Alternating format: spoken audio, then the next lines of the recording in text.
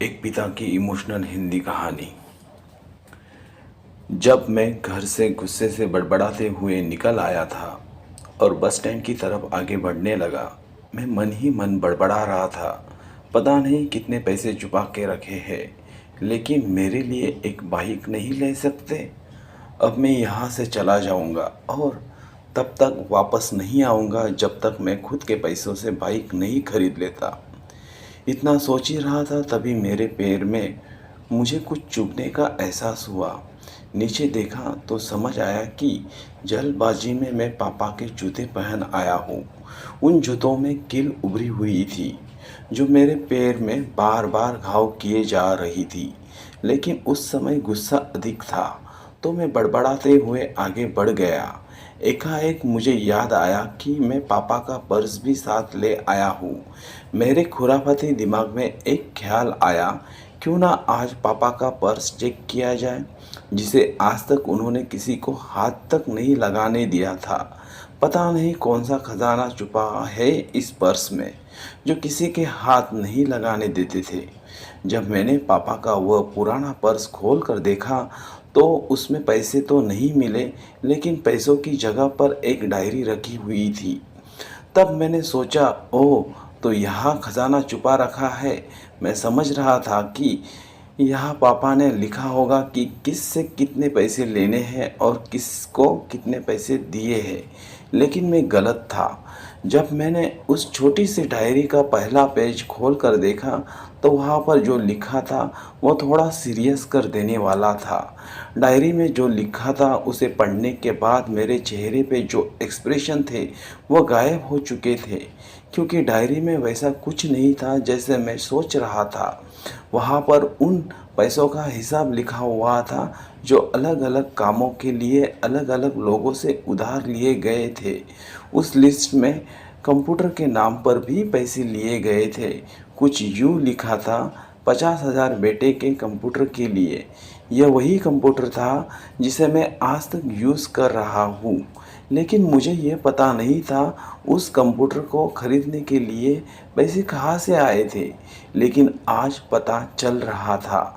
मुझे आज भी याद है जब मैंने पहली बार कैमरे के लिए जीत की थी, जो मेरे पापा ने मुझे 2 हफ्ते बाद मेरे बर्थडे पे ला कर दिया था, जिसे देखकर मैं बहुत खुश हुआ था।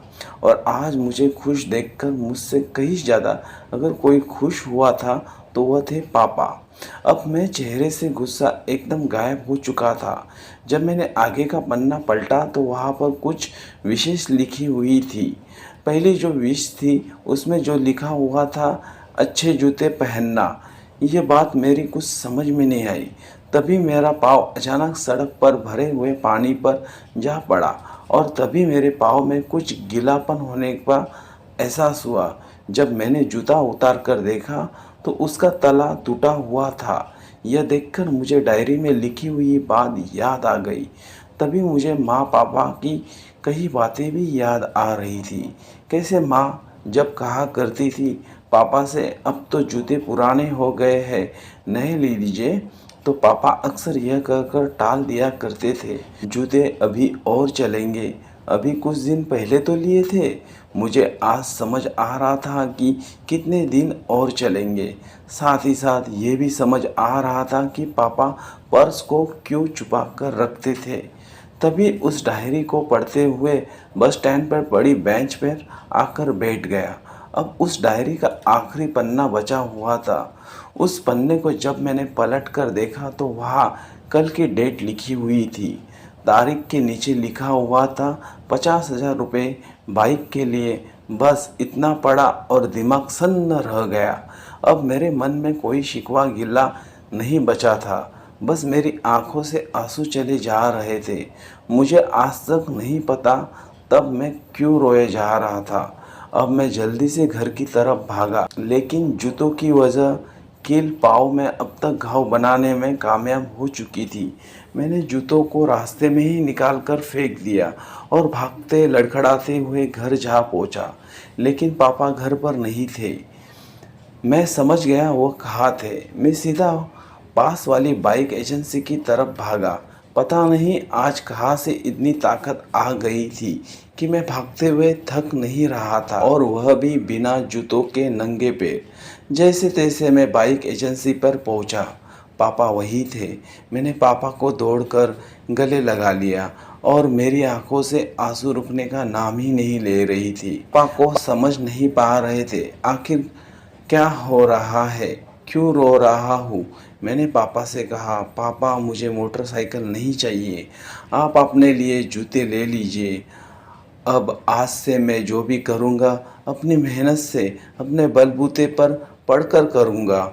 दोस्तों, बस इतनी सी थी ये कहानी, ये हार्ट टचिंग स्टोरी बताते हुए आज मेरी भी आंखें नम हुई है। मैं आज आपसे कहना चाहूँगा, ठीक ऐसे ही होते हमारे पिता। हम अक्सर देखते हैं कि हम हमारी माँ से हर बात शेयर करते हैं और माँ भी इसके बदले में हमें बहुत से प्यार देती है। लेकिन एक शख्स ऐसा भी होता है जो हमें चुपकर प्यार करता है, वह होते हैं हमारे पिता। ये परिवार में एकमात्र ऐसा व्यक्ति होता है जो अपने बच्चों से उन्हें बिना जताए चिप कर प्यार करता है, खुद की इच्छाओं को मारकर बच्चों के लिए सपना देखना और उनकी खुशी में ही खुश हो जाता है। मुझे नहीं पता कि आप अपने पेरेंट्स की इज्जत करते हो या नहीं, लेकिन अगर आपके पास पेरेंट्स है तो आप बहुत खुश नसीब हो, क्योंकि इस दुनिया में बहुत से लोगों को तो पेरेंट्स का प्यार भी नसीब नहीं होता। अंततः मैं यही कहना चाहूँगा कि माँ बाप की भावनाओं को सम्मान करें।